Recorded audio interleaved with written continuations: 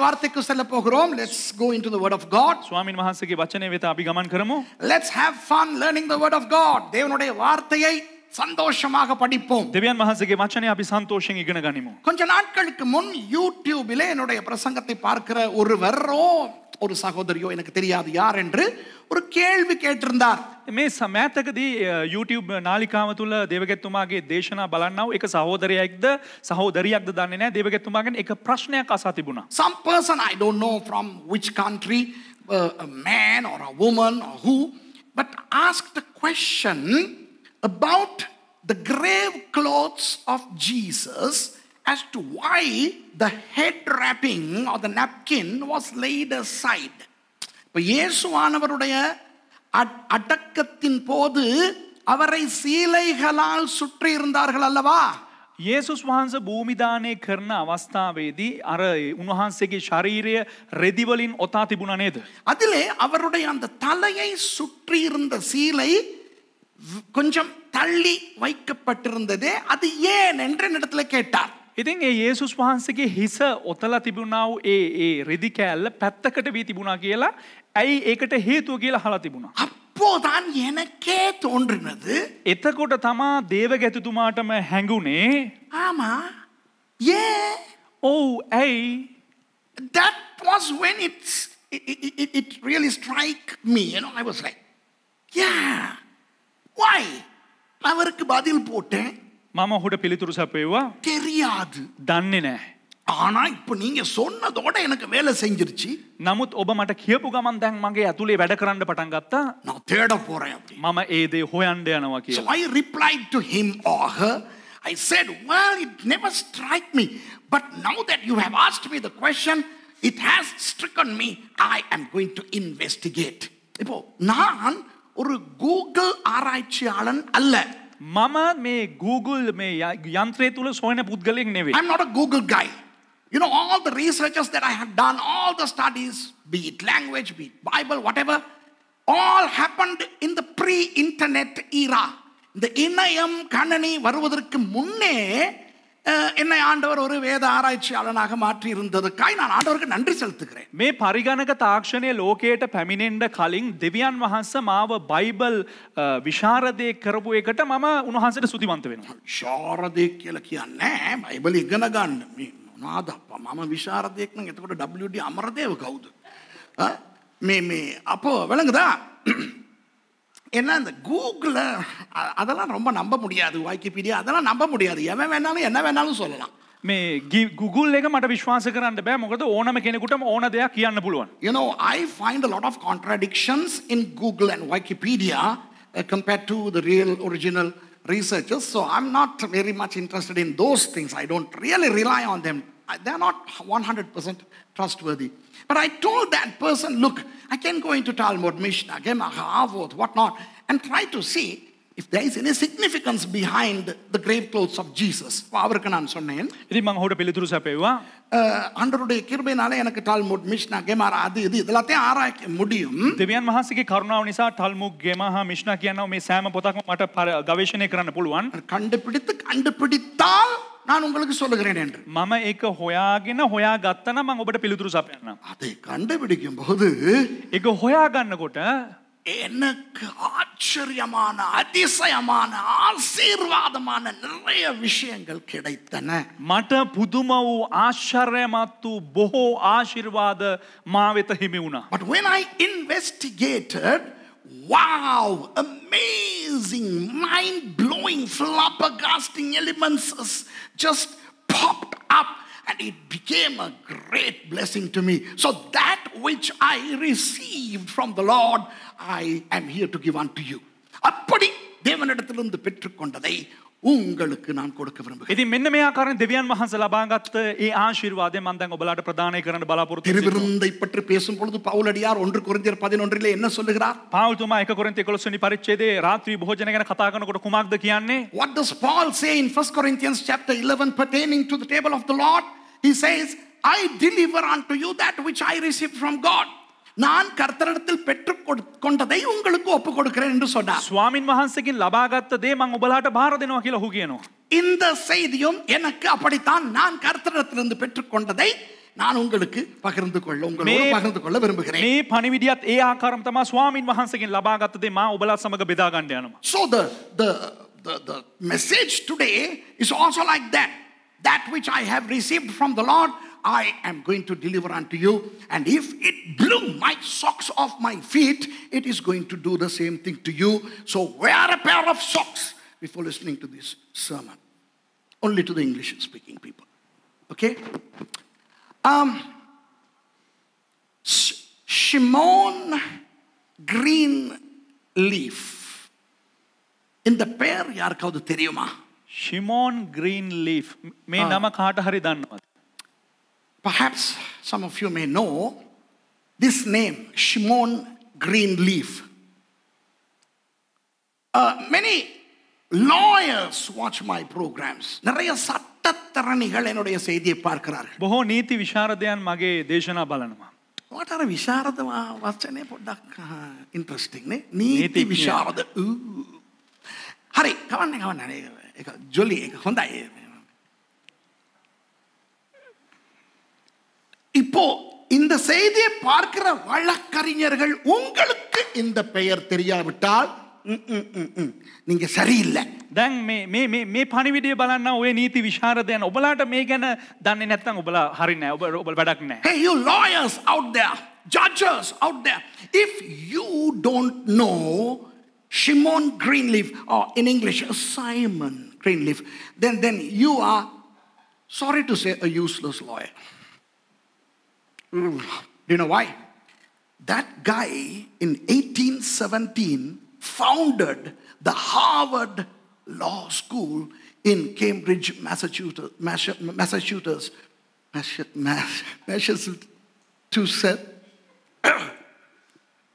in America. 1817 ஆண்டில் 1870 Massachusetts என்ற இடத்திலே தமிழ்ல நல்லா வருது. Massachusetts කියනා ස්ථානයේ அமெரிக்காவிலே ஹார்வர்ட் சட்டக் கல்லூரியை ஸ்தாபித்தவர் ஷிமோன் கிரீன்லீஃப். හාවර්ඩ් නීති විද්‍යාලය ආරම්භ කරපු පුද්ගලයා තමයි ஷிமோன் கிரீன். உலகத்தில் இருக்கிற சட்ட கல்லூரிகளில் முதலாம் இடத்தில் இருப்பது ஹார்வர்ட் ஸ்கூல் ஆஃப் லா.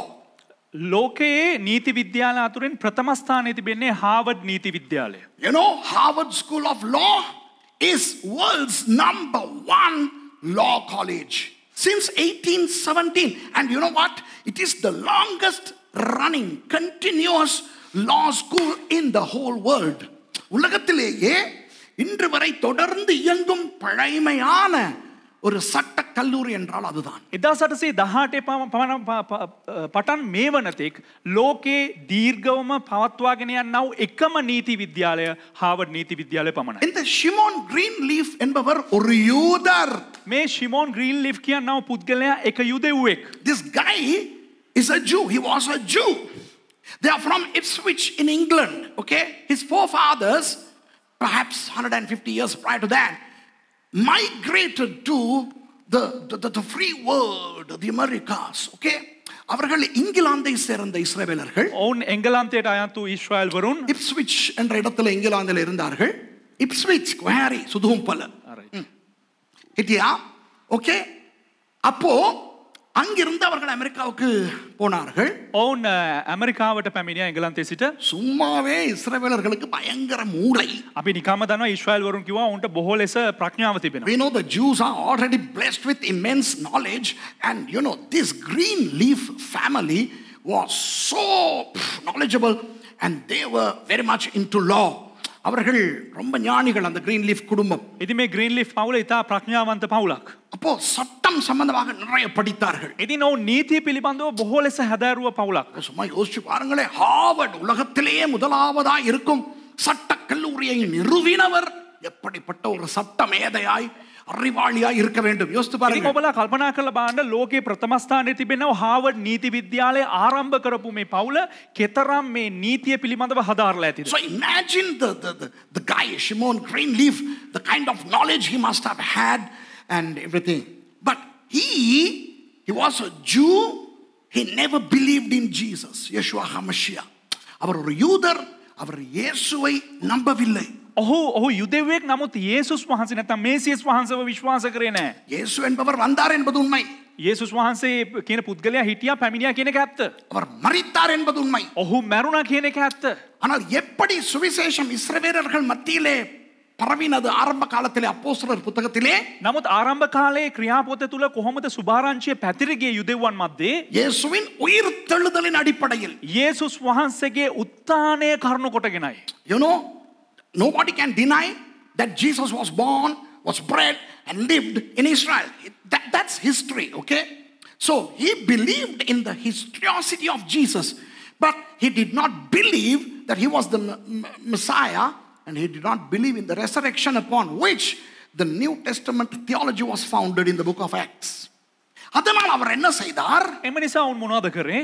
இயேசு உயிர் தெழும்பவில்லை என்பதனை நிரூபிக்க යේසුස් වහන්සේ උත්ථානය වුණේ නැහැ කියන එක ඔප්පු කරන පිණිස அவர் ஆராய்ச்சி மேற்கொண்டார். ඔහු බොහෝ ගවේෂණ ඉදිරිපත් කරනු ලැබුවා.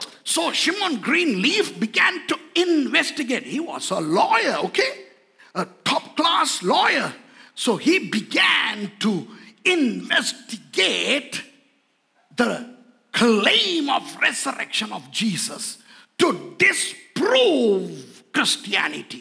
கிறிஸ்தவத்தை பொய் என்று காட்டுவதற்கு நிரூபிப்பதற்கு அவர் உயிர் எழுதல் நடக்கவில்லை என்று ஆராய்ந்தார். ක්‍රිස්තියානි කාරකම බොරු කියලා පෙන්눔 කරන්න එහෙම උත්ථානයක් සිද්ධ වුණේ නැහැ කියන්න ඔහු බොහෝ දේවල් ඔප්පු කරන්න ඔහු මූලාශ්‍ර සොයනු ලැබුවා. யோவான் 20வது அதிகாரத்திலே முதல் 8 வசனங்களையும் உள்ளே போய் ஆராய்ந்தார். යොහාන් 20 වෙනි පරිච්ඡේදයේ පළවෙනි පද 8 තුල ඔහු ඒ ගැඹුරට ගිහිල්ලා ඒ පරීක්ෂණ පමත්වුවා. So he delved deep into John chapter 20 verses 1 through to 8 and excavated that passage to come out with the conclusion that there was no resurrection of Jesus. அவர் அதை ஆராய்ந்தது எதற்கு? ඔහු මොනවටද පරීක්ෂණ පවත්වුවේ කුමක් සඳහාද? இயேசு உயிர் தெழும்பவில்லை என்பதனை நிரூபிக்க. යේසුස් වහන්සේ උත්ථානය වුණේ නැහැ කියන එක ඔප්පු කරනු පිණිස. கடைசியில் என்ன நடந்தது தெரியுமா? නමුත් අවසානයේදී මොකක්ද දන්නවද සිද්ධ වුණේ? அவருடைய ஆராய்ச்சியில் அவர் கண்டுபிடித்தார். ඔහුගේ පරීක්ෂණ වලින් ඔහු සොයා ගනු ලැබුවා. உண்மையாகவே இந்த இயேசு உயிர் தெழுந்தார் என்று. ඇත්තටම මේ යේසුස් වහන්සේ උත්ථානය වුණා කියලා. In his examination, he discovered that Jesus Christ truly resurrected. And it so happened that this Jewish law expert accepted Yeshua HaMashiach as his savior. He became a Christian. இவர் இயேசுவை தனது சொந்த இரட்சகராக ஏற்றுக்கொண்டு கிறிஸ்தவராய் மாறினார். ඉතින් මේ යුදෙව්වා ෂෙමෝන් යේසුස් වහන්සේව පිළිගෙන තමන්ගේ ගැලවුම්කාරයා හැටියට පිළිගෙන ඔහු කිතුණු භක්තිකයෙක් බවට පරිවර්තනය වුණා. பெயர்கள் சொன்னேன், இடங்கள் சொன்னேன், வருடம் சொன்னேன். ஆகவே இது ஒன்றும் பொய் அல்ல. නම කිව්වා, ස්ථාන කිව්වා, වර්ෂයන් කිව්වා. ඒ නිසා මේක බොරු කතාවක් නෙවෙයි. I have mentioned names, places, dates. So this is all true. Check it for yourselves. Okay? இன்றைக்கு நான் என்ன செய்ய போகிறேன் தெரியுமா? අද මම මොනවද දන්නවද කරන්න යන්නේ? யோவான் 20ஆம் அதிகாரம் முதல் 8 வசனங்களையும் வாசித்து உங்களுக்கு நான் பல ரகசியங்களை சொல்லிக் கொடுக்க போகிறேன். යොහාන් 20 වෙනි පරිච්ඡේදයේ පළවෙනි පද 8 අපි කියවලා එහි තිබෙනා වූ බොහෝ රහස් ඔබලාට එළිදරව් කරලා දෙන්න යනවා. I am going to explain John chapter 20 verses 1 through to 8 and deliver unto you several mysteries that are going to be great blessings to us. நம்மை அந்த அதிசயங்கள் ஆசீர்வதிக்க போகின்றன. ඒ ආශ්චර්ය මැද්දේ අපිව ආශිර්වාද කරන්න යනවා. இப்போ இந்த வசனங்களை ஒவ்வொன்றாக வாசிப்போமா? දැන් මේ වචන මේ වගන්ති අපි එකින් එකට කියවමුද? Okay, get up and let's read one verse by verse. Okay? யோவான் 20ஆம் அதிகாரம் முதலாவது வசனத்திலே இருந்து. யோவான் 20 වෙනි පරිච්ඡේදයේ පළවෙනி පදේ පටන්. That's John chapter 20 verse 1 onwards. வாரத்தின் முதல் நாள் காலையில் அதிக இருட்டோடே மகதலேனா மரியாள் கல்லறையின் இடத்துக்கு வந்து கல்லறையை அடைத்திருந்த கல் எடுத்து போட்டிருக்க கண்டாள். සතියේ පළමුවෙනිදා අලියම් වේලේ අඳුර තිබියදීම මග්දලායේ මරියා සොහොන්ගේ ළඟට ගොස් සොහොන්ගෙයින් ගල අහක් කොට තිබෙන බව දුටුවාය. The first day of the week cometh Mary Magdalene early, when it was yet dark, unto the sepulchre, and seeth the stone taken away from the sepulchre. உடனே அவள் ஓடி சீமோன் பேதுருவின் இடத்திலும் இயேசுவுக்கு அன்பாயிருந்த மற்ற சீஷனிடத்திலும் போய் கர்த்தரை கல்லறையிலிருந்து எடுத்து கொண்டு போய்விட்டார்கள், அவரை வைத்த இடம் எங்களுக்கு தெரியவில்லை என்றாள். එහින් සීමෝන් පේතුස් ළඟට යේසුස් වහන්සේ ප්‍රේම කළ අනිත් ගෝලයා ළඟට දුව ගොස් ඔවුන් ස්වාමින් වහන්සේව සොහොන්ගෙයින් අහක් කොට ගෙන ගොස් තිබේ. උන්වහන්සේ කොතන තැබුවාද කියා අපි නොදනිමුයි ඔවුන්ට කිව්වෝය. Then she runneth and come to Simon Peter and to the other disciple whom Jesus loved, and saith unto them, They have taken away the Lord out of the sepulchre, and we know not where they have laid him. They had taken away the Lord from the sepulchre. That's how she must have said. She must never have said, they have taken him. Okay, மூன்றாவது வசனம். அப்பொழுது பேதுருவும் மற்ற சீஷனும் கல்லறையின் இடத்துக்கு போகும்படி புறப்பட்டு இருவரும் ஒருமித்து ஓடினார்கள். තුන්වෙනි පදය එබැවින් සොහොන්ගේ දෙසට ගියෝය. ඔවුන් දෙදෙනා එක්ව දිව්වෝය. So they ran both together. Verse 3. Is that all? Peter therefore went forth and that other disciple and came to the sepulchre. பேதுருவை பார்க்கிலும் மற்ற சீஷன் துரிதமாய் ஓடி முந்தி கல்லறையினிடத்தில் வந்து அதற்குள்ளே குனிந்து பார்த்து சீலைகள் கிடக்கிறதை கண்டான், ஆனாலும் உள்ளே போகவில்லை. ඔවුන් දෙදෙනා එක්ව දිව්වෝය. අනික් ගෝලයා පේතෘස් පසුකර දුවගොස් පළමුකොට සොහොන්ගේ ළඟට පැමිණ නැමී බලා සිහින් හනරෙදි එහි තිබෙනවා දුටුවේ. නමුත් ඇතුළට ගියේ නැත. So they ran both together, and the other disciple did outrun Peter and came first to the sepulchre. And he, stooping down and looking in, saw the linen clothes lying, yet went he not in. சீமோன் பேதுரு அவனுக்கு பின்னே வந்து கல்லறைக்குள்ளே பிரவேசித்து සීමෝන් පේතෘස් ඔහුට පසුව පැමිණ සොහොන්ගේ ඇතුළට ගොස්. Then cometh Simon Peter following him, and went into the sepulchre. சீலைகள் கிடக்கிறதையும் அவருடைய தலையில் சுற்றி இருந்த சீலை மற்ற சீலைகளுடனே வைத்திராமல் தானியே ஒரு இடத்தில் சுருட்டி வைத்திருக்கிறதையும் கண்டான். හනරෙදි තිබෙන බවත් උන්වහන්සේගේ හිසේ තිබුණු රෙදිකට හනරෙදි සමග නැතුව වෙනම එක තැනක අකුලා තබා තිබෙන බවත් දුටුවේය. Then cometh Simon Peter following him, and went out in the sepulchre, and seeth the linen clothes lie, and the napkin that was about his head not lying with the linen clothes, but wrapped together in a place by itself. முந்தி கல்லறை நடத்துக்கு வந்த மற்ற சீஷனும் அப்பொழுது உள்ளே பிரவேசித்து கண்டு விசுவாசித்தான். එකල පළමුකොට සොහොන්ගේ ළඟට ආවා වූ ඒ අනික් ගෝලයාද ඇතුළට ගොස් දැක විශ්වාස කළේය. Then went in also that other disciple, which came first to the sepulchre, and he saw and believed. அன்பானவர்களே, மத்தேயு, மாற்கு, லூக்கா, யோவான் என்ற 4 சுவிசேஷங்களிலும் இயேசுவின் இந்த உயிர்த்தெழுந்த விடயங்கள் உண்டு. ප්‍රේමවන්තනි, මතෙව්, මාක්, ලූක්, යොහාන් කියන්නව මේ සුභාරංචි පොත් 4 තුලම මේ යේසුස් වහන්සේගේ සිද්ධිය අඩංගුයි. The account of the resurrection of Jesus is inscribed in all 4 Gospels, the Gospels of Matthew, Mark, Luke and John. Now if you read them, you are going to see apparent contradictions in those accounts. அவற்றை நீங்கள் வாசிக்கும் பொழுது அது ஒவ்வொன்றும் முன்னுக்கு பின் முரணாக ஒன்றோடு ஒன்று ஒத்துப்போகாத கதைகள் மாதிரி, கட்டுக்கதைகள் மாதிரி தெரியும். ඉතින් මේ සුභාරංචි පොත් 4 තුලම මේ සිද්ධිය කියවන විට ඒ එකිනෙකට එකක් ප්‍රතිවිරුද්ධතා ඇති මේක නිකන් කටකතාවක් වගේ ගෙවුණු කතාවක් මේක ගෙතුණු කතාවක් වගේ ඔබලාට කියවන විට වැටහි. அதை பற்றி நீங்கள் யோசிக்க வேண்டாம், முரண்பாடுகள் இல்லை. அவரவர் எதை சொல்ல வேண்டுமோ அதை மாத்திரம் சொன்னார்கள். ඒ ගැන ඔබලා තැකෙන්න එපා. මොකද කිසිම ප්‍රතිවිරුද්ධතාවයක් නැහැ. ඒ කතුරුවරයා විසින් ප්‍රකාශ කරන්න හදපු දේ ඒ තුල අඩංගු වී තිබෙනවා. Now don't worry about those apparent contradictions, for they are not contradictions. Each of the gospel writer had one purpose in mind. So they chose what to say and what to omit. Now let's just concentrate in the book of John. நாம் யோவான் புத்தகத்தின் இந்த சம்பவத்தை மாத்திரம் இன்றைக்கு கருத்திலே கொள்வோம். නමුත් අපි අද යොහාන් පොතේ තිබෙන්නව මේ සිද්ධිය පමණක් අපි අපේ දැසේ දෙසට යොමු කරමු. ஏனென்றால் யோவானுடைய சுவிசேஷம் யூதர்களுக்கு இயேசுவை தேவனாக தேவகுமாரனாக காட்ட எழுதப்பட்டது. ඇයි කිව්වොත් යොහාන් පොත යුදෙව්වන්ට යොහාන් විසින් යේසුස් වහන්සේ දෙවි කෙනෙක් හැටියට ඔප්පු කර රචනා කරපු එක කෘතියක්. The reason is that the Gospel of John has been written to the Jews to show that Jesus is God or the Son of God. So it's a divine account. இது ஒரு திவ்ய கதை. මෙය ඉතා දිව්‍යමය වූ කතාවක් යොහාන් පොත. ஆகவே இன்றைக்கு இந்த 8 வசனங்களையும் புரிந்து கொள்ள வேண்டும் என்றால் ඉතින් මේ පදාට අපි වටහා ගන්න අවශ්‍ය නම් இயேசு எப்படி அடக்கம் பண்ணப்பட்டார் என்று கண்டுபிடிக்க வேண்டும். යේසුස් වහන්සේ කෙබඳු ආකාරයට භූමි දානය කරාද කියලා අපි සොයා ගන්න අවශ්‍යයි. If we are to understand this passage, we need to know how he was buried. Simple.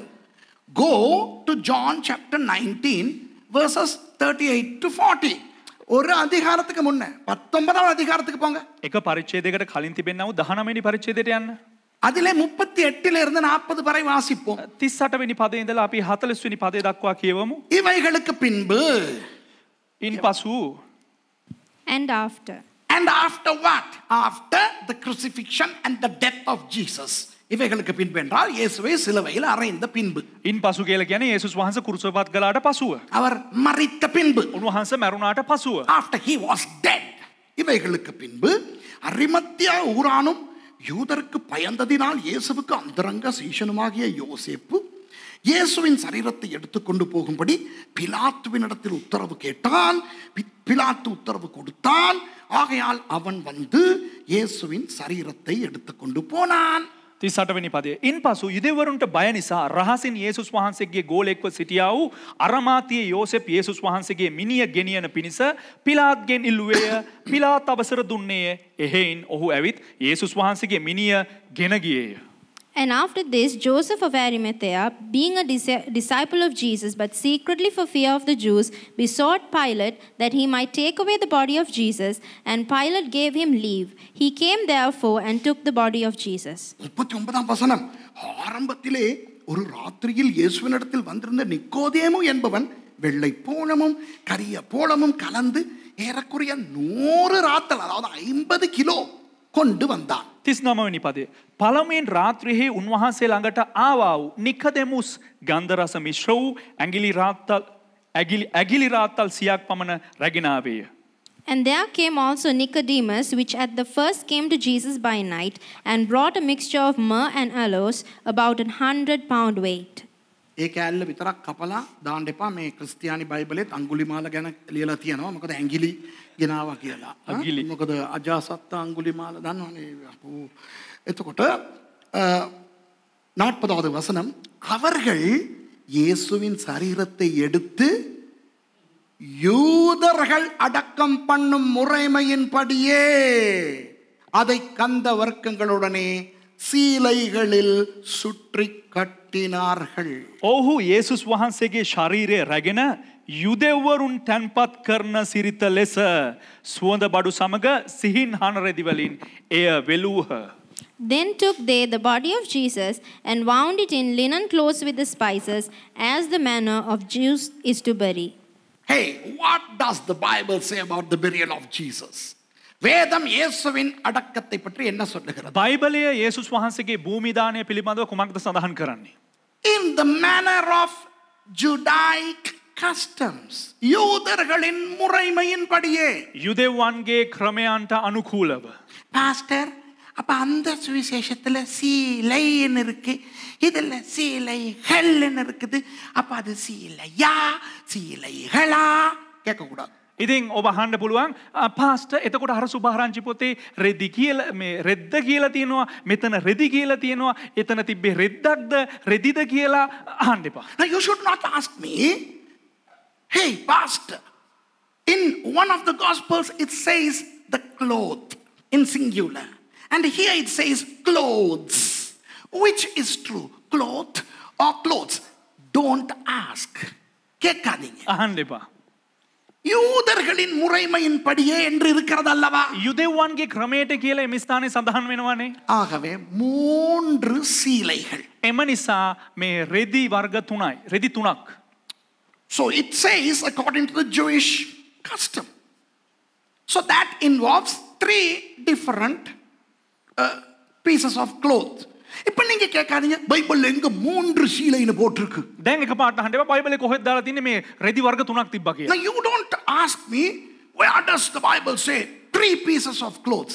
யூத முறையின்படி என்றால் என்னை போன்றவர்களுக்கு தெரியும் யூதர்கள் 3 சீலைகளில் தான் சுற்றினார்கள். යුදෙව් ක්‍රමයට කියලා කිව්වහම අපි වගේ අයට දන්නවා දේවගැතුමා වගේ අයට දන්නවා මේ යුදෙව්වන් ඒ රෙදි වර්ග 3ක් තමයි භූමි දාහනයට භාවිතා කර කියලා. When the Bible says according to the Jewish custom, people like us who have studied Jewish custom, we know that involves 3 pieces of clothes. Do you understand? வழங்குதா உங்களுக்கு? බලන්න වැටහෙනවද? இப்போ ஒருவர் மரித்து விட்டால் දැන් එක්කෙනෙක් මැරුණට පසුව அவருடைய உடம்பை அப்படியே ஒரு ஔஷதத்தால் அபிஷேகிப்பார்கள் என்ன அப்படி பூசுவார்கள். ඔහුගේ මූත්‍ර දේහයට නැත්තම් ඒ මරුණා වූ ශරීරයට ඖෂධ ගල්වලා ඒක ආලේප කරනු ලබනවා. කුරේ හට මෙහාට දාපුවාම අර්ථය වෙනස් වෙනවා තුෂාර. මූත්‍ර වෙනයි මූර්ත වෙනයි. මූර්ත දේහය. You know සිංහලම්? Good. මූත්‍ර දේහය නෙවෙයි මූර්ත දේහය. අයියෝ මේ කට්ටිය hina වෙනවා. Okay මේ YouTube එකේ එක්කෙනෙක් ගහලා තියෙනවා වගේ පරිවර්තනය හොඳයි කියලා. දැන් එයා බලාගෙන හිටියා නම් එයා මොනවද හිතන්න යන්නේ? මූර්ත එකට මූත්‍ර කියනවා කියලා. Sorry. This is a little mess up here. Okay. So they cleanse the body and they apply some stuff, some fragrance, some oils. Okay.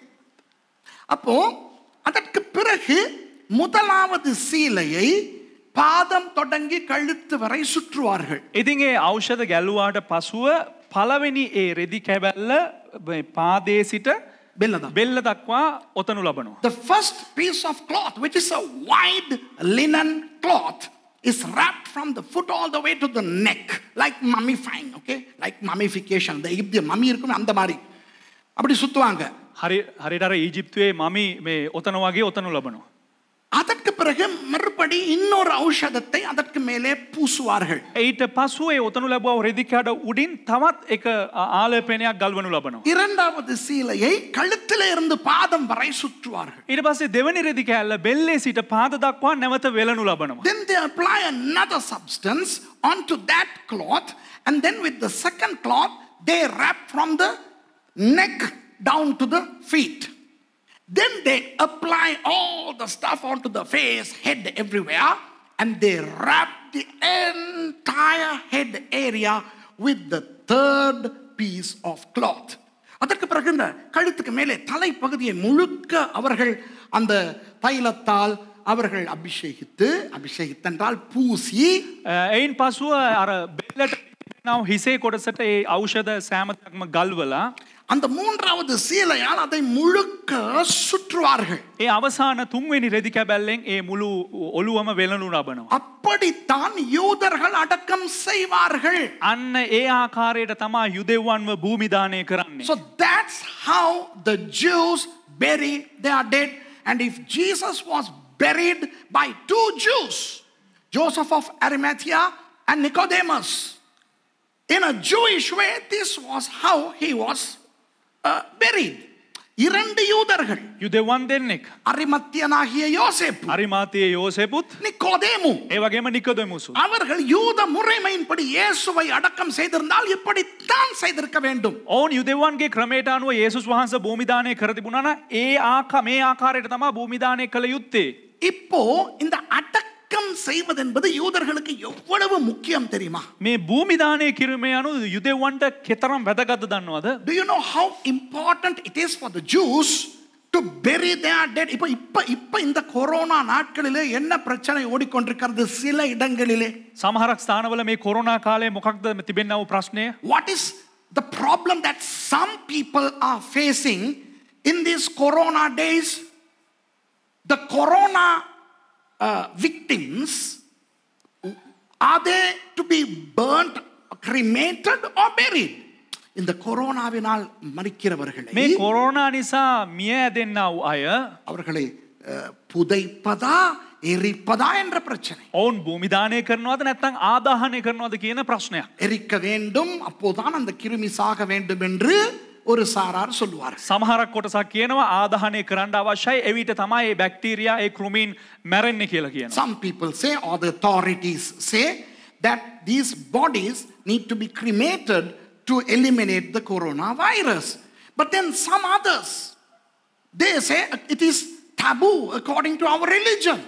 சில மதங்கள் சொல்லுகிறார்கள், ஐயோ எங்களுடைய மதத்தின்படி எரிக்க கூடாது, அடக்கம் தான் செய்ய வேண்டும். නමුත් සමහරක් මේ ආගම් වලට සම්බන්ධ වෙච්ච අය කියනවා මේක මේ ආදාහනය කරන්න හොඳ නැහැ, මේක භූමිදානය කළ යුතුයි අපේ ක්‍රමයන්ට අනුව කියලා. அது மாத்திரமா சில மதங்கள் என்ன செய்கின்றன? ඒ වගේම සමහරක් ආගම් මොනවද කියන්නේ? இந்த மரித்தவர்களை அடக்கம் பண்ணுகின்ற முறையிலே சட்டங்காச்சாரங்களை வைத்து பல நம்பிக்கைகளை வைத்துக் கொண்டிருக்கிறார்கள். මේ මැරුණ අය භූමිදානය කරන අවස්ථාවේදී ඔවුන්ගේ සංස්කෘතියට අනුව බොහෝ කරුණු කාරණා ඔවුන් එම අවස්ථාවේදී ඉටු කරනවා. Different cultures, different religions have their own ways of burying their dead because of their beliefs. Like the Egyptian pharaohs, they built pyramids on the western side of Nile so that the dead people will go on to the next life quite easily.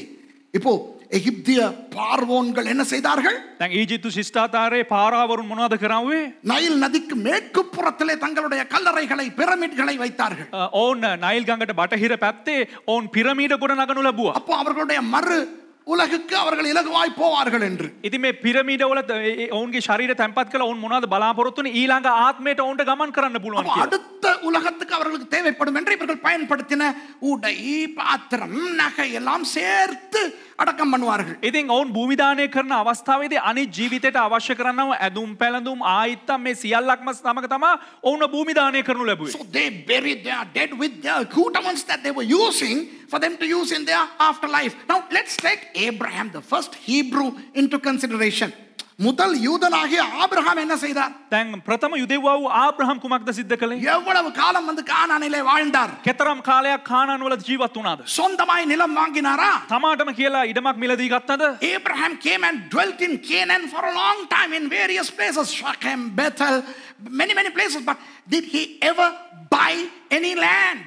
அவர் சீகேமிலே வாழ்ந்தார். ඔව් ෂෙකෙම් වල ජීවත් වුණා. பெத்தேலிலே வாழ்ந்தார். බෙතෙල් වල ජීවත් වුණා. பெயர்செபாவிலே வாழ்ந்தார். බේර්ෂෙබා වල ජීවත් වුණා. நிலம் வாங்கினாரா? ඔව් තමාටම කියලා ඉඩමක් මිලදී ගත්තද? ஆனால் ஆதியாகமம் 23 சொல்லுகிறது, නමුත් උත්පත්ති 23 කියනවා அவருடைய மனைவி மரித்த பொழுது, சாராள் மரித்த பொழுது, ඔහුගේ භාර්යාව සාරා මැරුණාට පසුව அவரை அடக்கம் பண்ண அவர் போய் அங்கே மக்பெலாவின் குகையை விலைக்கு 400 ஷெக்கல் வெள்ளிக்கு வாங்குகிறார். ඇව භූමිදානය කිරීම සඳහා ෂෙකෙල් 400කට ගුහාවක් මිලදී ගත්තා කියලා. But in Genesis chapter 23, when his wife Sarah died, Abraham goes and purchases a land, the cave of Machpelah, for 400 shekalim of silver.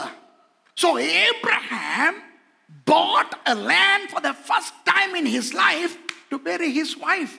ஆபிரகாமே முதல் தனக்கென ஒரு நிலம் வாங்குறது, தன்னுடைய மனைவியை அடக்கம் பண்ண. ආබ්‍රහම් විසින් ප්‍රථම වතාවට ඔහු භූමියක් මිලදී ගන්නේ තමාගේ මැරුණා වූ භාර්යාව භූමිදානය කරනු පිණිස. அப்போ அடக்கம் பண்ணுவது என்பது அவர்களுக்கு எவ்வளவு முக்கியம் என்று நீங்கள் யோசித்து பார்த்துக் கொள்ளுங்கள். එහෙනම් අපි කල්පනා කරලා බලන්න අවශ්‍යයි භූමිදානය කිරීම යනු යුදෙව්වන්ට කෙතරම් වැදගත් දෙයක්ද කියලා. Imagine how important burial is for the Jews. Now when you read the Bible, you will see about people like kings, prophets, how they died and they were buried in such and such a place, in such and such manner. வேதத்திலே நீங்கள் பார்த்தால் බයිබලයේ ඔබ බලන්න පුළුවන් அரசர்கள், தீர்க்கதரிசிகள், முக்கியஸ்தர்கள், රජවරුන්, අනාගත වක්තරුන්, ඒ වගේම වැදගත් පුද්ගලයන් அவர்கள் மரித்தார்கள், அவர்களை இன்ன இடத்திலே இன்ன விதத்திலே அடக்கம் பண்ணினார்கள் என்று எழுதியிருக்கும். ඔවුන් මැරුණාට පසුව කුමන ස්ථානයේ ඒ අදාළ ස්ථානයන්හි භූමිදානය කරා කියා. மோசேயை ஆண்டவரே அடக்கம் பண்ணினாராம். මෝසෙස්ව දෙවියන් වහන්සේ විසින් භූමිදානය කළාලු. The Bible says that God buried Moses. He did not even summon an angel to do that. He himself did the burial. Wow!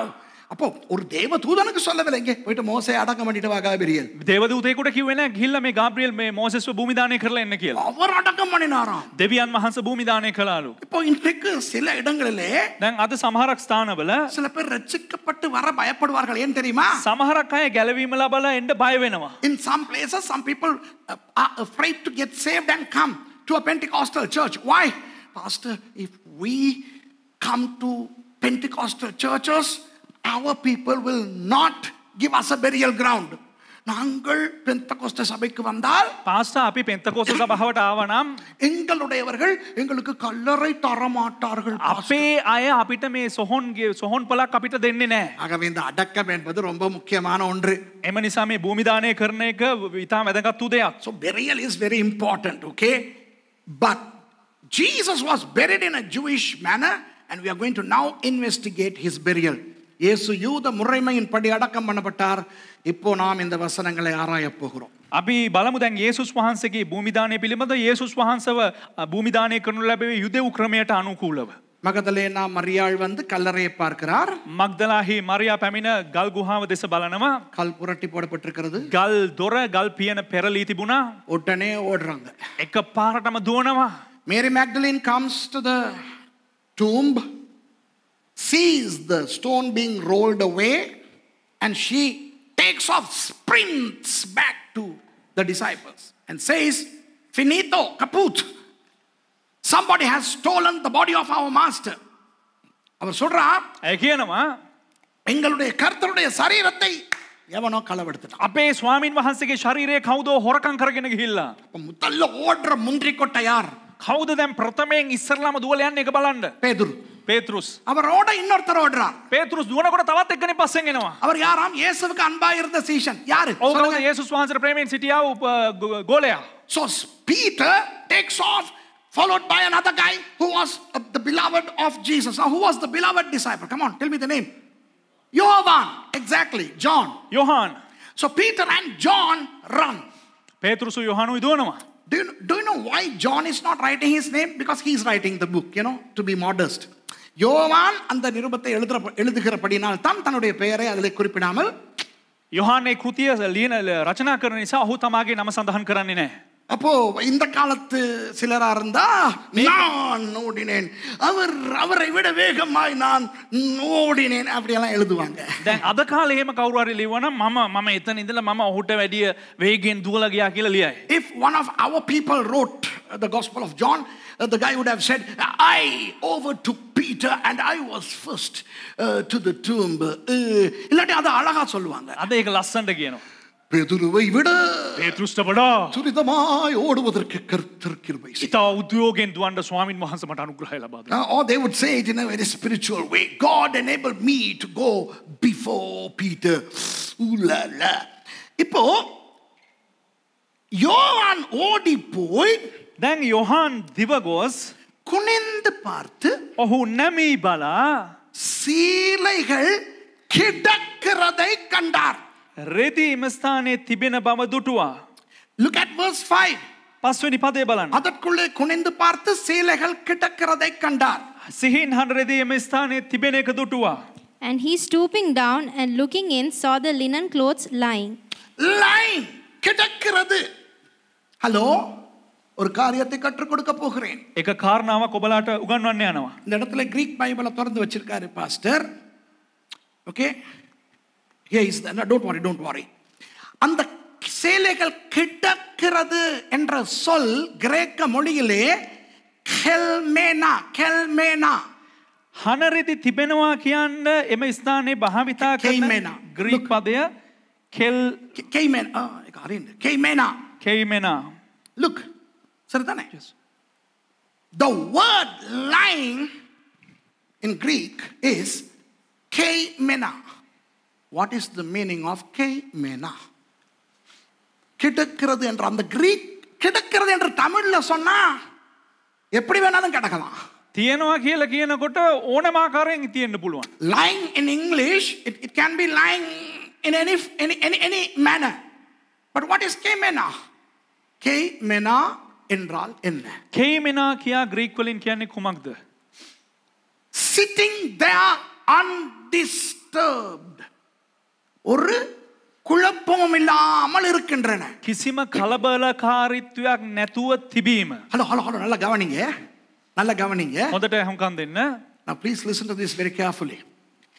When they wrap in that way, அந்த மாதிரி அந்த துணியை சுற்றினால் ඒ ශරීරය ඒ ආකාරයෙන් ඔතන විට ஒரே நாளில் அந்த பதார்த்தங்களோடு சேர்ந்து அந்த சீலைகள் அப்படி கல்லு மாதிரி ஆகிரும்.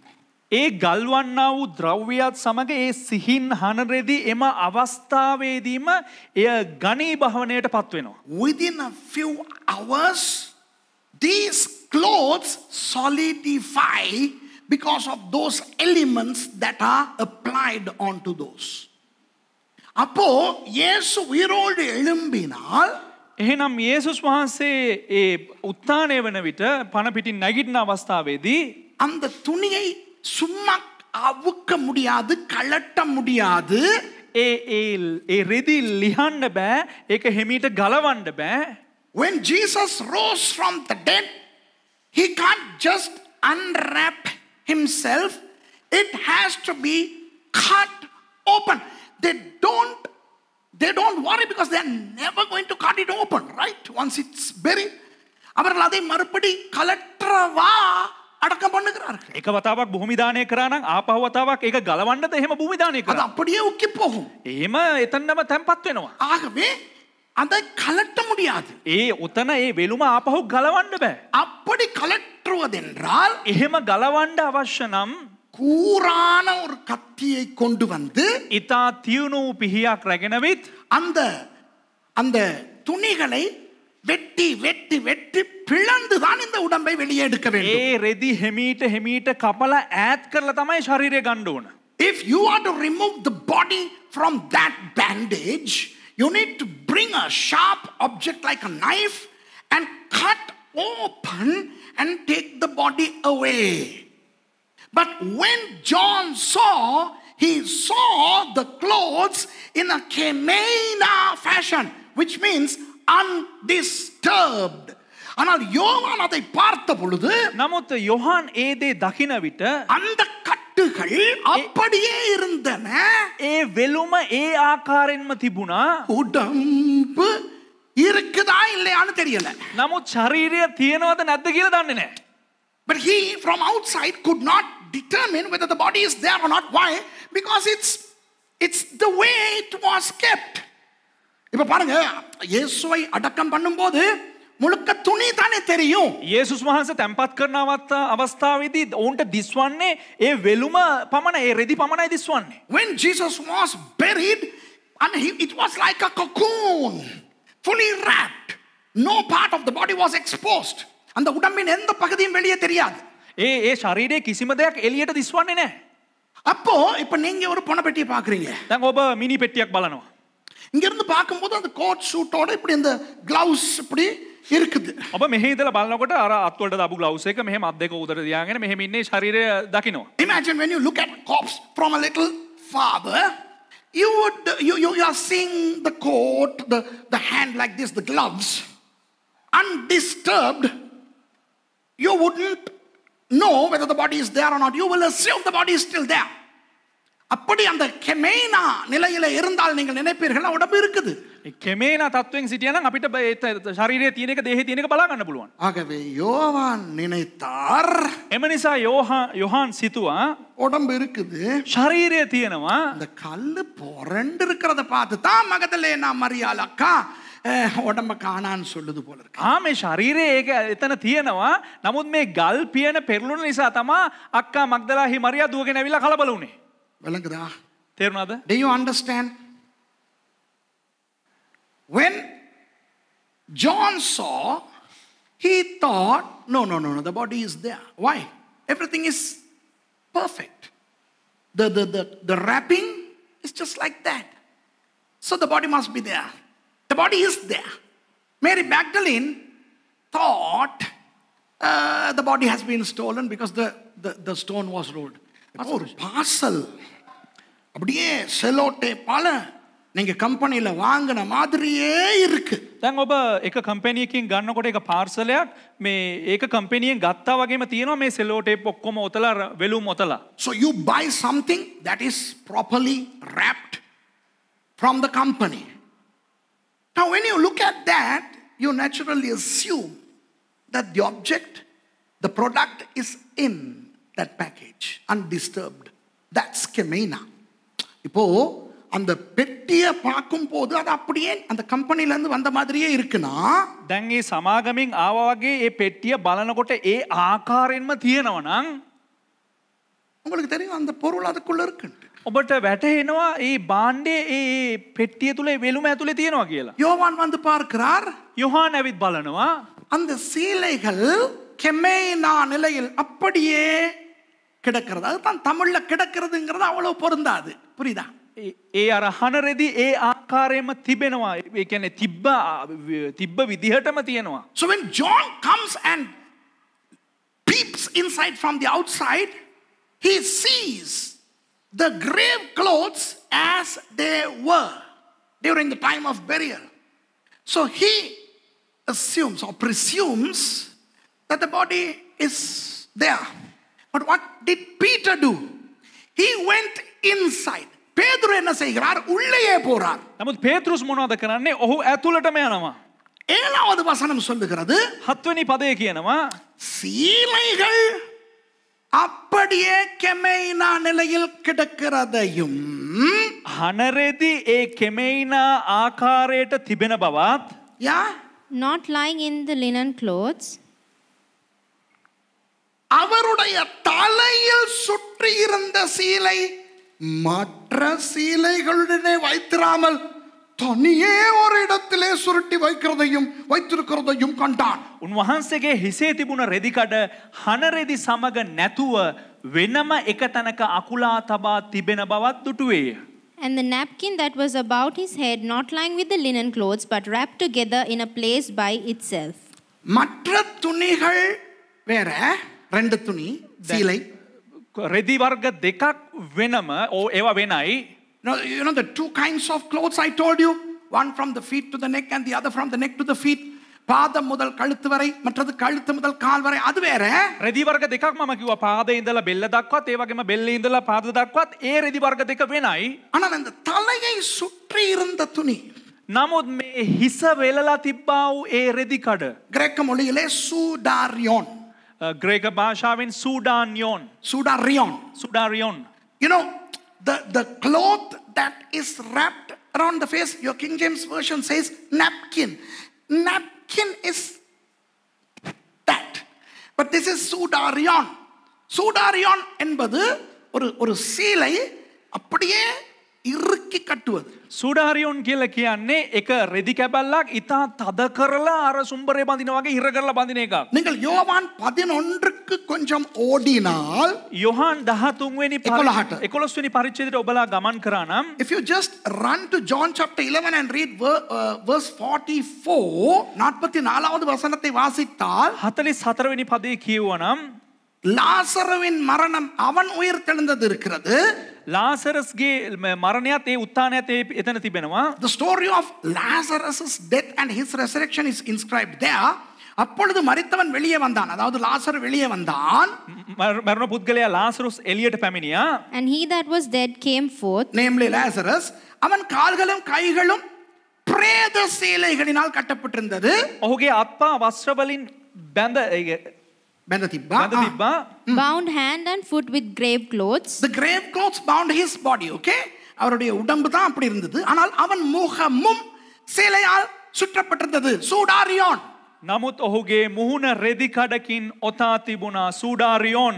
இயேசு அவர்களை நோக்கி இவனை கட்டவிழ்த்து விடுங்கள் என்றார். යේසුස් වහන්සේ ඔහුව බලලා කියනවා මොහුව මුදා හරින්න කියලා. And his face was bound about with a napkin. Jesus said unto them, loose him and let him go. Again we see napkin there. Hey, it's not a napkin. Sorry. KJV is wonderful. I use it. Okay? But Sudarion is not a napkin. It's a face cloth. ஒரு முகத்தை சுத்துற ஒரு துணி அது சூடாரியோன். சும்மா சீலைனா அதுவும் சீலை இதுவும் சீலை. සුඩාරියෝන් කියලා කියන්නේ මේ නිකංම රෙද්දක් නෙවෙයි එය මුහුණටම ආවෙනකු මුහුණ ඔතන්ඩ භාවිතා කරන්නාව එක රෙදි කඩක්. அப்போ பேதுரு உள்ளே பார்க்கும்போது දැන් පේතෘස් ඇතුළට ඇවිත් බලනකොට பேதுருட ஆவி ஆத்மா சரீரம் மூணும் இடம் மாறிடுச்சு. පේතෘස්ගේ ආත්මය ශරීරය ප්‍රාණයේ හැම දෙයක්ම මාරු වෙනවා. When Peter went inside and saw the thing, his spirit, soul and body got displaced. Why?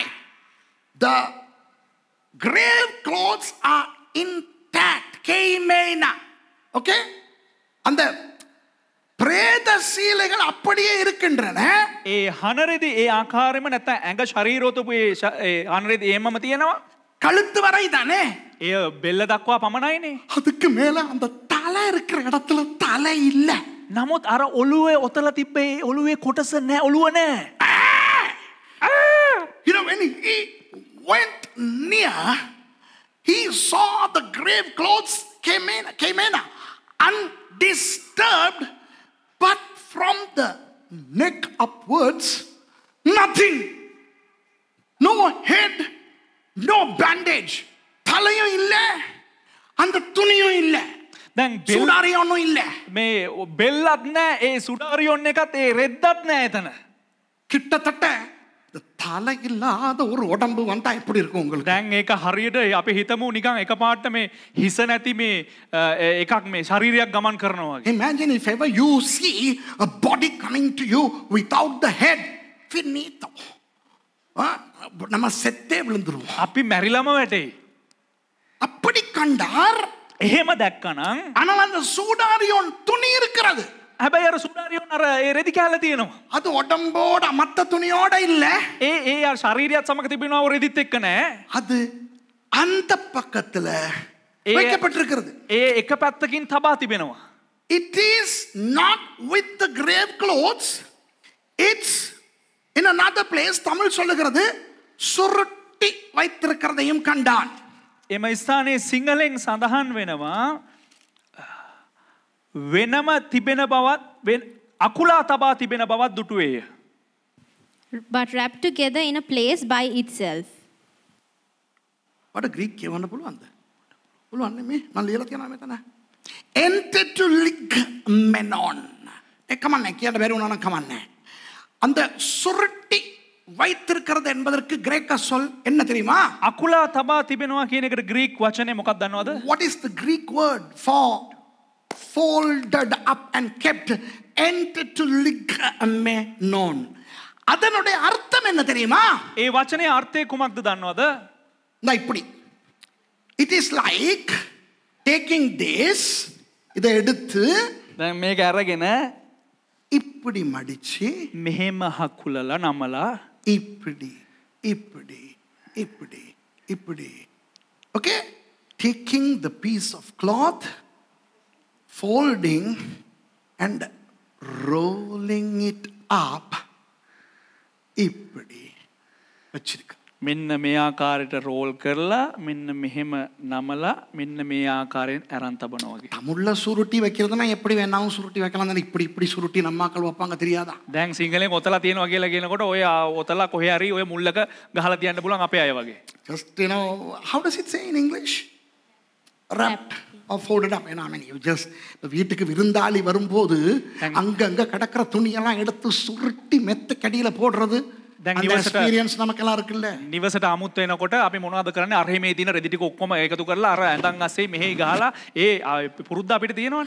அப்போ, you know, when visitors come to our house, suddenly we run and we grab all the clothes from the floor, from the bed, and we, you know, hide them. அப்படி சுருட்டி வச்சிருக்கலாம்ல.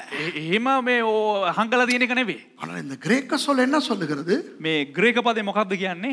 அவசரம் இல்லாம හදිස්සි නැතුව ஆறுதலா ඊතා සැනසීමෙන් நல்ல நேரம் எடுத்து හොඳට වෙලාව අරගෙන மடிச்சு. හොඳට ඒක So the නමලා Greek word suggests that whoever did that was not in a haste. He had all the time, you know. He was just folding, taking his time. La la la. එයා හොඳට වෙලාව අරගෙන හොඳට මේ සින්දුවක් ගෙන්නන அவசராத்திரம் ஒண்ணுமே இல்ல. කිසිම හදිස්සියක් නැහැ. எடுத்து இப்படி அழகா வச்சிருக்கு. එහෙම එකපාරට එහෙම නමලා මෙහෙම නමලා මේ පැත්තකින් අරන් තිබ්බා. பாருங்க அந்த மூல மொழி தெரிஞ்சா எவ்வளவு விஷயம் புரியுது இல்லையா? ඉතින් පැරණි භාෂාවන් දන්නවා නම් ඒක කෙතරම් වැදගත්ද? How interesting if you know the language, right? And if that brother or sister who asked me the question is watching, hey, thank you. இந்த ஒரு கேள்வி கேட்டீங்களே நீங்க, ஏன் அப்படி வேறையா தலையில துணி வச்சிருந்துச்சு அப்படின்னு, அது நீங்க யாரோ தெரியல. ඉතින් කවුද දන්නේ මගෙන් ඒ ප්‍රශ්නේ ඇහුවේ ඇයි යේසුස් වහන්සේ ඇයි අර මේ සෝන්ගේ ඇතුලේ ඒ හිසේ රෙද්ද වෙනම ආරන් තිබ්බේ කියලා කවුද දන්නේ ඇහුවේ? நீங்க பிரதரா, சிஸ்டரா, பாஸ்டரா, ப்ரொஃபஸரா, புதுசா ரட்சிக்கப்பட்டவரா, ஆம்பளையா, பொம்பளையா, அக்காவா, மாமியா, அண்ணனா, சித்தப்பாவா, ஒண்ணுமே தெரியாது. ரொம்ப நன்றி. සහෝදරයේද සහෝදරියක්ද ප්‍රොෆෙසර් කෙනෙක්ද පාස්ටර් කෙනෙක්ද ડોක්ටර් කෙනෙක්ද අක්කා කෙනෙක්ද නංගි කෙනෙක්ද මල්ලි කෙනෙක්ද කවුද දන්නේ බොහොම ස්තුතියි. ஏன் தெரியுமா? ඇයි දන්නවද? எத்தனை தடவை இதை வாசிச்சிருப்பேன். කොච්චරද වතාවක් මම මේක කියවලා තියෙනවා. நீங்க கேட்டனால தான் இதை நின்று வாசிச்சு அப்படின்னு எனக்கே புரிஞ்சுது. ඔබ අහපු නිසා තමයි මම ඒක කියවනකොට මට මේක පුදුමයක් වෙලා මම ඒක ඇතුළට ගියේ. How many times I would have read this, but only after you asked the question, when I read it, sort of it came to me. Ooh, yeah. இப்போ நான் சொல்ல போறது உண்மையிலே எனக்கு இன்னும் தெரியாது, என்னையும் தெரியாது, தெரிய தேவையும் இல்லை. දැන් මං කියන්න යන දේ මට ඇත්තටම දන්නෙත් නෑ, මට දැනගන්න ඕනේ නෑ, මට ආයේ දැනගන්න හම්බෙයිද නැද්ද දන්නෙත් නෑ. What I'm going to tell you now, I don't know. Maybe I'll never know. I don't want to know. But yeah, is a probability, okay? இப்படி நடந்திருக்கலாம். இப்போ யார் இந்த துணியை சுருட்டுனா? මෙන්න මෙහෙම සිද්ධ වෙන්න පුළුවන්. කවුද දැන් මේ ඒ රෙදි කැබැල්ල නැමුවේ? Who rolled this piece of cloth? Maybe Jesus. இயேசுவா இருக்கலாம். සමහරක් විට යේසුස් වහන්සේ වෙන්න පුළුවන්. அப்ப இயேசுவா இருந்தா ரெண்டு ideas. යේසුස් වහන්සේ නම් අදහස් දෙකක්. If it was Jesus, two ideas. යේසුස් Now don't ask me which one. I don't know. Now if Jesus was நீ படுக்காத. If Jesus was laid like this, இயேசு இப்படி போட்டிருக்காங்க. යේසුස් වහන්සේ උන්වහන්සේ මෙහෙම දාගත්තේ නැහැ. යේසුස් වහන්සේගේ ශරීරය මෙහෙම තමයි තැන්පත් කරලා තිබ්බේ.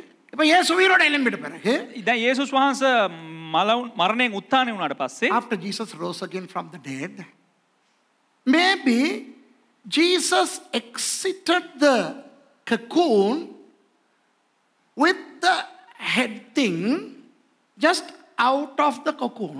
இந்த உடுப்புல இருந்து ஷொயிங்னு வெளியே வந்திருக்கலாம். ஏன்னா அதே அதிகாரத்தில் பிறகு மூடப்பட்ட கதவு வழியாய் உள்ளே வந்தார் இல்லையா? යේසුස් වහන්සේට පුළුවන් ඒ තැන්පත් කරලා තිබ්බා වූ ඒ වෙලුම තුලින් එක පාට එන්නත් පුළුවන්. ඇයි කියලා කිව්වොත් අපි ඒ පරිච්ඡේදෙම දකින්න පුළුවන් ගල් දොරෙන් උන්වහන්සේ එළියට ආපු එකත්. In the same chapter we see that when the disciples were inside the room with closed doors, Jesus just entered without entering through the door. So Jesus could have just come out with the wrapping. அந்த தலை இதோட வந்திருக்கலாம். அப்போ அவர் உடம்பு உயிரோட எழும்பிருச்சு, இந்த துணி மட்டும் இருக்குது, அவர் கழட்டியிருக்கலாம். ඉතින් යේසුස් වහන්සේ උන්වහන්සේ විසින්ම නැගිට්ටට පස්සේ ඒ වෙලුම තියෙද්දි සමහරක් විට ඔළුවේ එක ඉතුරු වෙන්න ඇති. ඒ නිසා උන්වහන්සේටම ඒක ගලවලා අරන් තියන්නත් පුළුවන්. Maybe he rose again and then he unwrapped this and then maybe he took the time to roll it up. அவர் அப்படியே எலும்பி ஆறுதலா சுருட்டி வச்சிருக்கலாம். Number 1. ඉතින් ඒ පළවෙනි කාරණාව උන්වහන්සේම නැගිටලා ඒ රෙද්ද නමලා ඒක වෙලලා උන්වහන්සේ පැත්තකින් අරන් තියන්න පුළුවන්. ඒක පළවෙනි කාරණාව.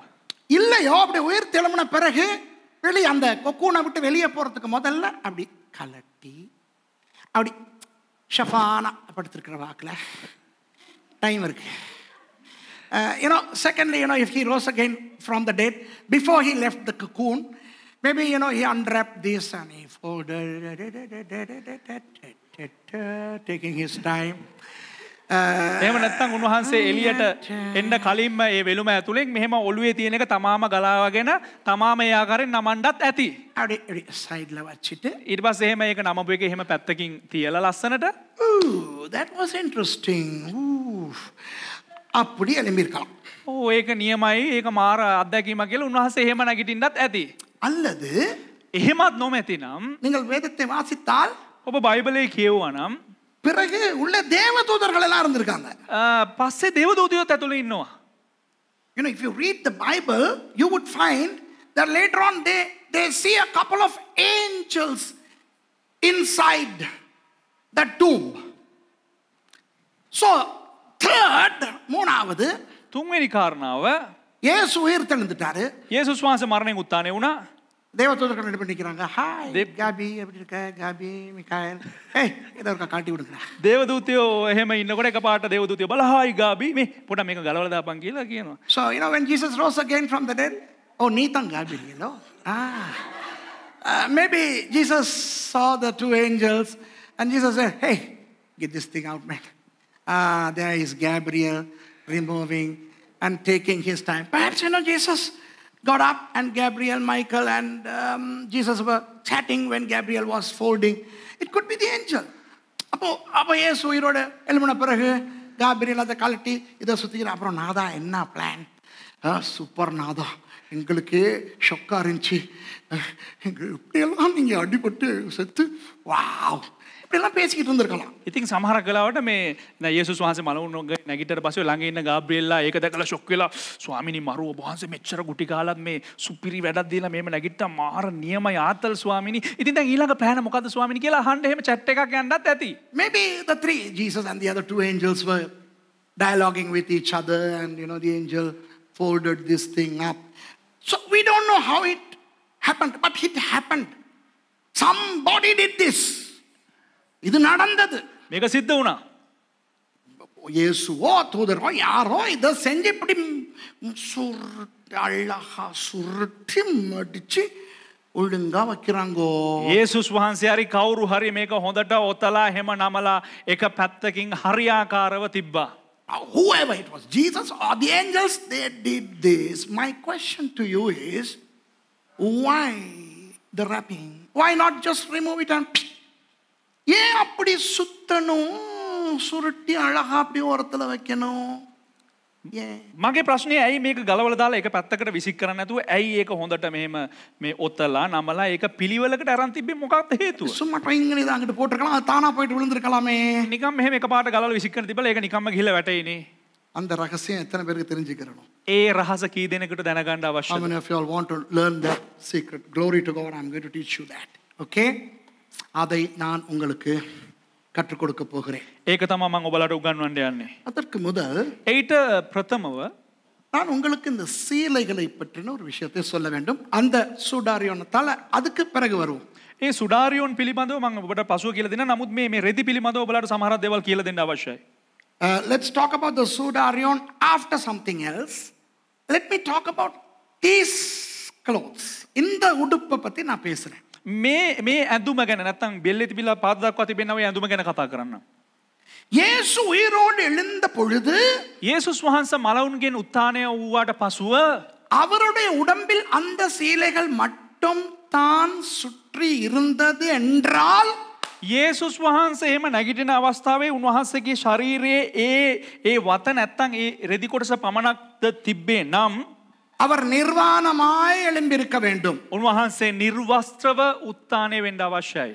We know that Jesus' body was wrapped with only those clothes, which means when Jesus rose again, he must have risen again naked.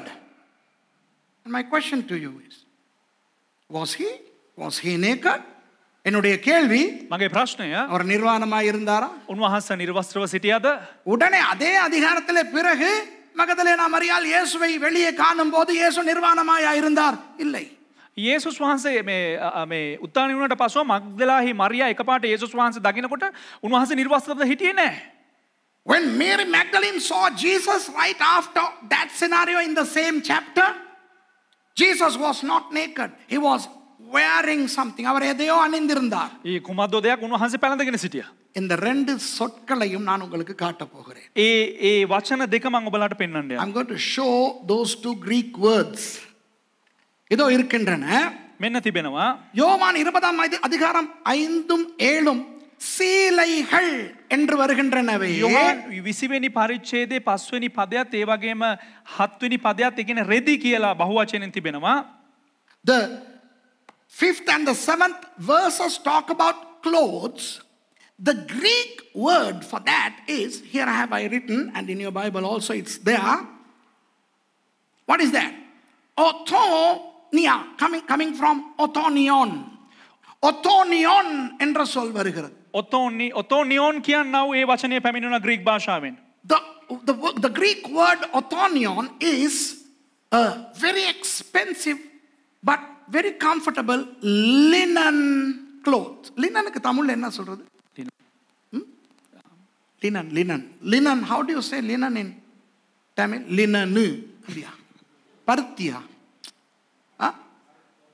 பருத்தியா? அது சாஃப்டான ஒரு அழகான மெதுவான ஒரு துணி. ඉතා ඒ මෘදු ඉතාම සනීප එක මේ රෙද්දක් තමයි මේ ඔය අහන රෙදි නැත්නම් ලිනන් රෙදි කියන්නේ. வேதத்தின்படி බයිබලයට අනුකූලව இந்த சீலையை தான் பவுலடியார் சொல்கிறார் பழைய உடையை களைந்து போட்டு புதிய உடையை தரித்துக் கொள்ளுகிறோம் என்று. මේ රෙද්ද පිළිබඳව මේ හන රෙද්ද පිළිබඳව තමයි පෞල්තුමා කතා කරන්නේ පරණ ඒ වස්ත්‍ර ඉවත් කරලා අලුත් වස්ත්‍ර පැලඳ ගන්න කියලා. Paul talks about we removing our old clothes and putting on the new clothes. And that is a symbolic expression to righteousness. நீதியை குறிக்கும். ඒ මොකක්ද පෙන්눔 කරන්නේ? ධර්මිෂ්ඨකම පෙන්눔 කරනවා. நீதி வஸ்திரம் என்றால் என்ன? இந்த வஸ்திரம் எதை குறிக்கிறது? මේ වස්ත්‍රය කුමක්ද පිළිඹු කරන්නේ? நீதி. ධර්මිෂ්ඨකම. இப்போ வெளிப்படுத்தலுக்கு ஓடுங்க. දැන් ඔබ එලිදරව් පොතට ගමන් කරන්න 19வது அதிகாரத்துக்கு. 19 වෙනි පරිච්ඡේදයට. Come with me to Revelation chapter 19 and read verses 8 and 14. 8வது 14வது வசனங்களை வாசிப்போம். 19 වෙනි පරිච්ඡේදයේ 8 වෙනි පදයත් ඒ වගේම 14ත් කියවන්න. சுத்தமும் பிரகாசமுமான மெல்லிய வஸ்திரம் தரித்துக் கொள்ளும்படி அவளுக்கு, அதாவது சபைக்கு, மனவாட்டிக்கு அளிக்கப்பட்டது. 8 වෙනි පදය දීප්තිමත් වූ පවිත්‍ර වූ සිහින් වස්ත්‍රයෙන් පැළඳෙන්නට ඇයට ලැබුණේය. And to her was granted that she should be arrayed in fine linen, clean and white. அந்த மெல்லிய வஸ்திரம் பரிசுத்தவான்களுடைய நீதிகளே. සිහින් වස්ත්‍ර නම් ශුද්ධවන්තයන්ගේ ධර්මිෂ්ඨ ක්‍රියාය. For the fine linen is the righteousness of saints. 14வது வசனத்துல பரலோகத்தில் உள்ள சேனைகள் வெண்மையும் சுத்தமுமான மெல்லிய வஸ்திரம் தரித்தவர்களாய் என்று இருக்கிறது. 14 වෙනි පදේ සඳහන් වෙනවා සිටින සේනාව සුදු වූ පවිත්‍ර වූ සිහින් වස්ත්‍ර වූ හැඳ. Verse 14. And the armies which were in heaven followed him upon white horses, clothed in fine linen, white and clean. Okay, now in these two verses also we find linen, but there is a different Greek word.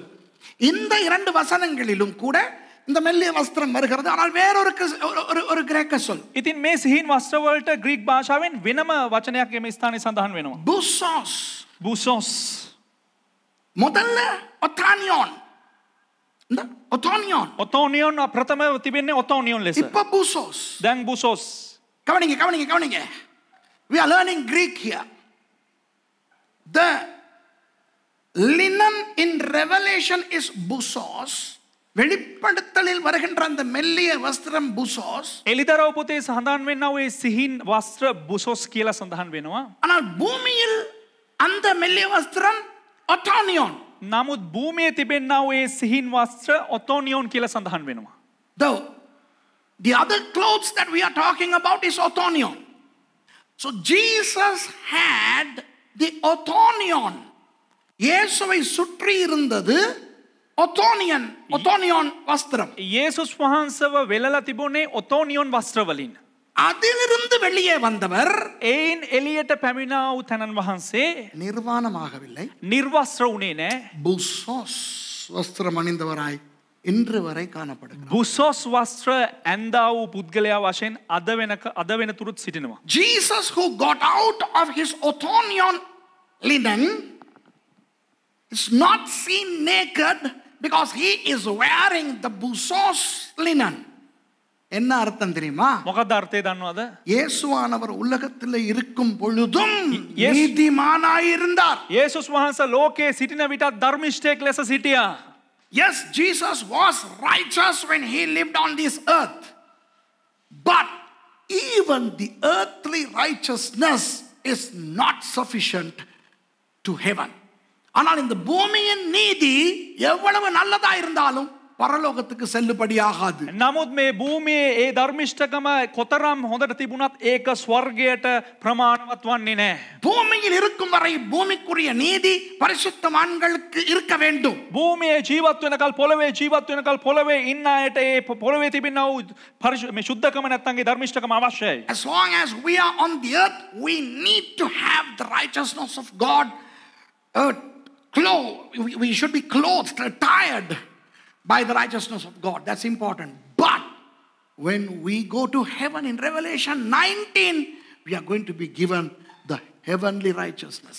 ஆனால் பரலோகத்துக்கு போகும் பொழுது නමුත් අපි ස්වර්ගස්ත වෙන අවස්ථාවේදී பரலோக நீதியின் வஸ்திரம் நமக்கு கொடுக்கப்படும். ස්වර්ගීය ධර්මිෂ්ඨකමේ වස්ත්‍ර වලින් අපිව පළඳනවා. இப்போ இயேசு அடையாளமாய் காட்டுகிறார். දැන් යේසුස් වහන්සේ සලකුණක් ලෙස පෙන්눔 කරනවා. இந்த உலகத்தின் எல்லாவற்றையும் நான் விட்டு விடுகிறேன். මේ ලෝකයේ තිබෙනා වූ සියල්ලක්ම මම අත්හරිනවා. So Jesus is symbolically showing, I am leaving everything earthly, even the righteousness.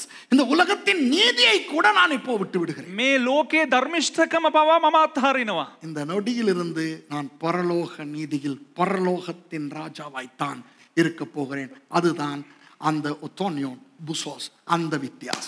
මේ අවස්ථාවේ පටන් මම ස්වර්ගීය ඒ ධර්මිෂ්ඨකම අත්විඳින්න යනවා. මම ස්වර්ගීය රජ බවට පත් වෙනවා. ඒ අර්ථකථනය තමයි මේ බුසොස් සහ ඔතෝනියන් වල සඳහන් වෙන්නේ. Symbolically Jesus is saying, I'm leaving everything of this world, even the good things, even the righteousness. But from now on, everything in me and of me are heavenly. Glory to God. ஆண்டவருக்கு ஸ்தோத்திரம். දෙවියන් වහන්සේට ස්තුති වේවා. Amen. ආමෙන්. முதல்ல மாதிரியே தான் இருக்காங்க. කලින් වගේ තමයි ඉන්නේ. முடிக்கிறேன். අවසන් කරන්න. I'm going to close, before which I'm going to give you the mystery of the folding of this thing. இந்த மடிச்சு சுருட்டுறதுனுடைய ரகசியத்தை நான் உங்களுக்கு சொல்லி கொடுக்க போறேன். දැන් මේ ඔතල අරන් තියපු එකේ රහස මම ඔබලාට කියලා දෙන්න යන්නම්. யூத கலாச்சாரம், යුදෙව් සංස්කෘතිය. யூத முறைமையின்படி அளவா அடக்கம் பண்ணப்படுகிறார். යුදෙව් සංස්කෘතියට අනුකූලව ක්‍රමයන්ට අනුකූලවනේ භූමි දානය කළේ. Jesus was buried according to the Jewish custom. Jesus came as a Jew. Everybody was Jew until the gospel was opened up to the Gentiles, starting with Cornelius in the book of Acts. இயேசு யூதனாய் வந்தார். යේසුස් වහන්සේ යුදෙවෙක් ලෙස පැමිණියා. அவருடைய சீஷர்கள் எல்லாரும் யூதர்கள். ඔහුගේ ගෝලයෝ හැම කෙනෙක්ම යුදෙවෙක්. எல்லாமே யூத கலாச்சாரத்தின்படி நடந்தன. හැම දෙයක්ම යුදෙව් සංස්කෘතිය අනුව සිද්ධ වුණේ. கொர்னேலியுவுக்கு சுவிசேஷம் சென்றடையும் வரை அப்போஸ்தலர் புத்தகத்திலே කොර්නේලියස්ට සුභාරංචි යනතෙක් පමණ ක්‍රියාපොතේ සඳහන් වෙන ආකාරයට எல்லாம் யூதமாய் தந்தன. கொர்னேலியுவோடு புறஜாதியாருக்கும் சுவிசேஷம் வந்தது. හැම දෙයක්ම යුදෙව් සම්ප්‍රදායට අනුකූලව තමයි තිබුණේ. නමුත් කොර්නේලියස්ට පසුව ඒ සියල්ලක්ම අන්‍ය ජාතීන්ටත් උරුම වුණා. யூத கலாச்சாரத்திலே ஒன்று இருக்கிறது. දැන් යුදෙව් සංස්කෘතියේ එක දෙයක් මෙන්න මෙහෙම තිබෙනවා. There's a very important thing in the Jewish culture. When a master sits to eat, அந்த வீட்டு எஜமான் சாப்பிட உட்காரும் போது නිවසේ ස්වාමියා අනුභව කරන්න අසුන් ගන්න අවස්ථාවේදී அந்த சாப்பாட்டை பரிமாறுகிற வேலைக்காரர்கள் அந்த இடத்துல இருக்க கூடாது. ඒ කෑම බෙදන්නා වූ නැත්නම් ඒ කෑම පිසින්නා වූ ඒ වැඩකාරයන් එම ස්ථානයේ ඉන්න හොඳ නැහැ. When I'm talking about an elite guy. I'm not talking about any guy. I'm talking about a king or a royalty, a very rich man, somebody very important.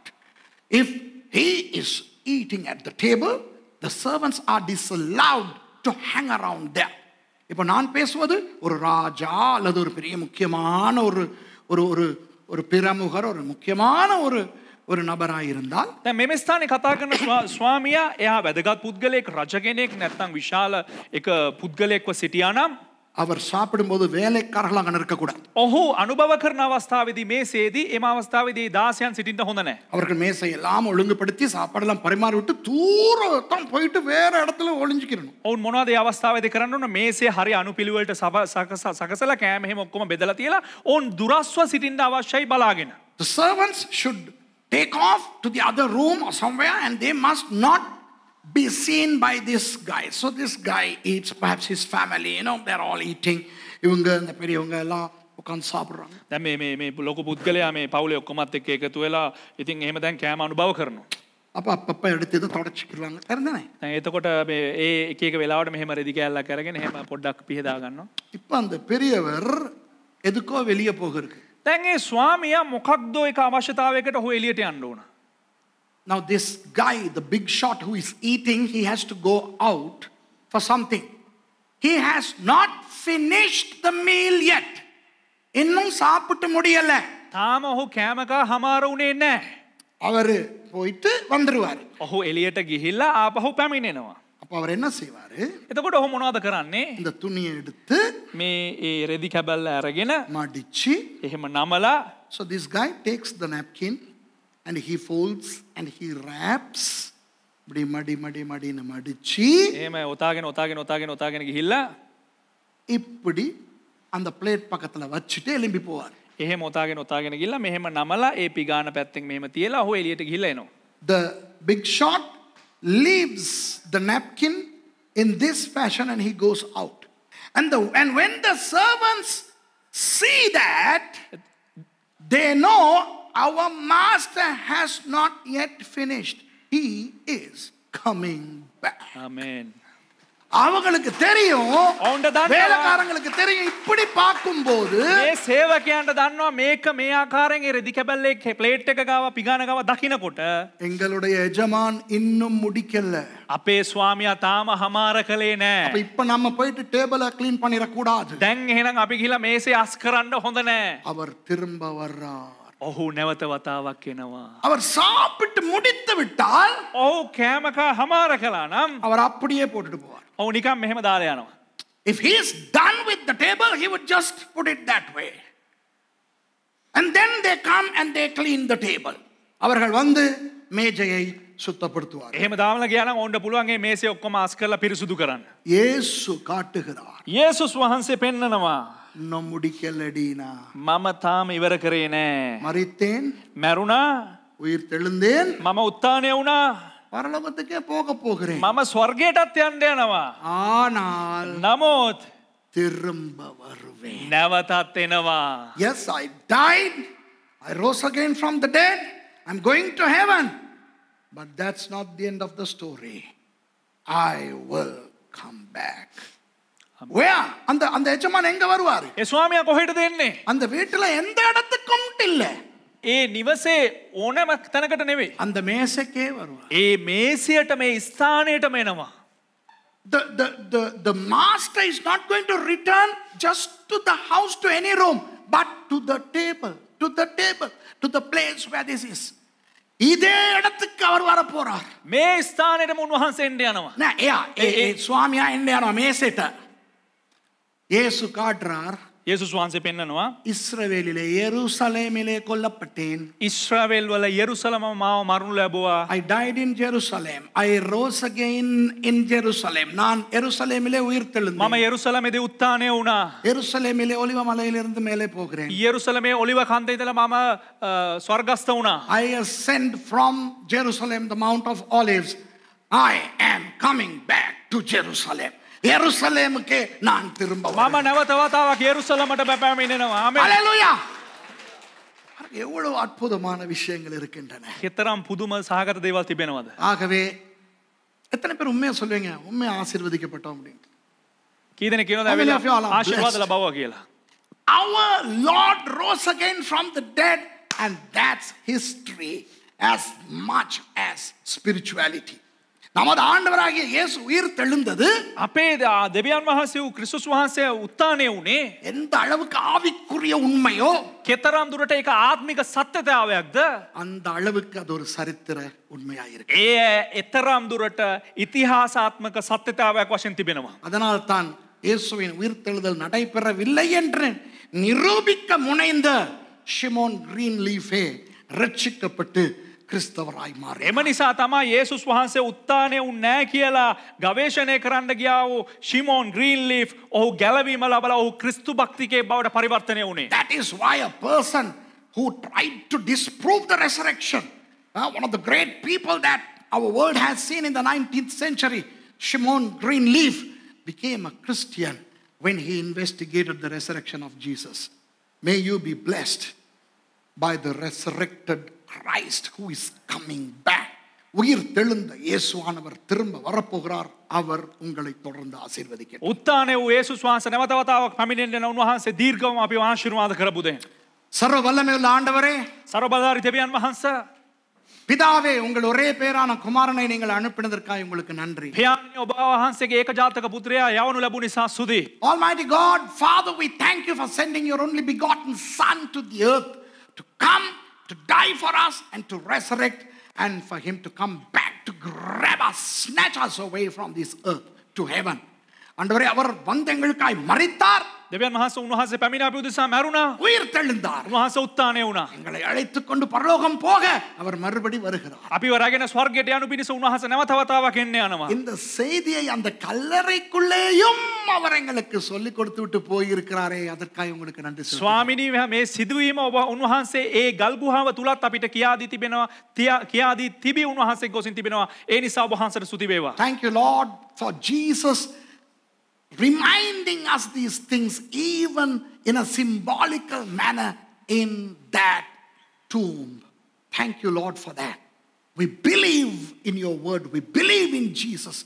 வசனத்தை நம்புகிறோம். අපි වචනය විශ්වාස කරනවා. இயேசுவை நம்புகிறோம். යේසුස් වහන්සේව විශ්වාස කරනවා. இயேசு உயிர் தெழுந்ததை நம்புகிறோம் ஆண்டவரே. යේසුස් වහන්සේගේ උත්ථානය අපි විශ්වාස කරනවා. We believe in the resurrection of Jesus and we believe that he is coming back. அவருடைய இரண்டாவது வருகையை நம்புகிறோம். උන්වහන්සේගේ දෙවනි පැමිණීමත් අපි විශ්වාස කරනවා. ஆகவே மாரநாதா என்று சொல்லுகிறோம். மறுபடியும் அவருடைய வருகை சீக்கிரம் அமைவதாக. උන්වහන්සේට මාරනාතා කියලා කියනවා. උන්වහන්සේගේ පැමිණීම ඉතා ශීඝ්‍රයෙන් ඇතිවන සේක්වා. So we confidently say, yeah, Maranatha, come quickly, Lord. In the name of Jesus I pray. இயேசுவின் நாமத்திலே. යේසුස් වහන්සේගේ නාමයෙන්